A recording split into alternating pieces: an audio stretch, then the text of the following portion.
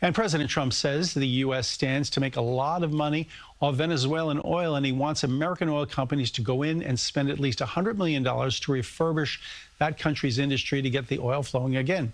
Erica Brown is live on Capitol Hill with the latest. Good evening, Erica.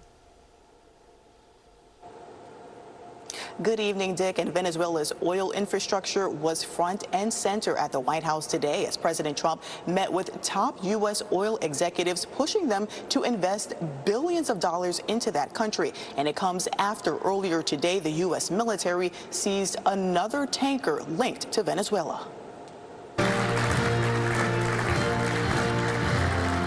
President Trump hosted executives from some of America's biggest oil companies at the White House Friday to discuss investments in Venezuela and rebuilding its oil industry. If we make a deal, how long would it take you to get in there and get started? We can hit the ground within the next couple of weeks. The meeting comes as the U.S. continues to carry out its blockade of ships linked to Venezuela carrying sanctioned oil. We have an armada, a giant armada like nobody's ever seen in that part of the world, and it's stationed off the coast. U.S. military forces seized a fifth oil tanker called the Alina in the Caribbean Friday morning. President Trump has also not ruled out taking military action against other countries like Mexico to stop the flow of drugs coming into the U.S. We've knocked out 97% of the drugs coming in by water, and we are going to start now hitting land with regard to the cartels.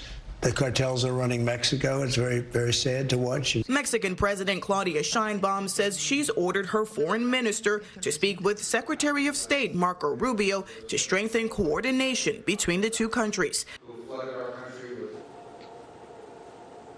Now on Venezuela, President Trump also said today that he called off a second wave of attacks in the country that he says are no longer needed because Venezuelans are cooperating with the U.S. Dick?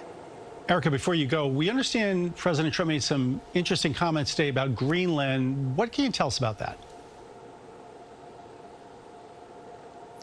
That's right, Dick. Today at the White House, the president said that something will be done on Greenland, whether they like it or not. This comes as the president continues his push to take over Greenland, pointing to the issue of national security, saying if the United States does not acquire the territory, adversaries like Russia or China will. This comes after the White House earlier this week did not rule out military action to take over the country. But today, the president says he prefers to make a deal. Dick?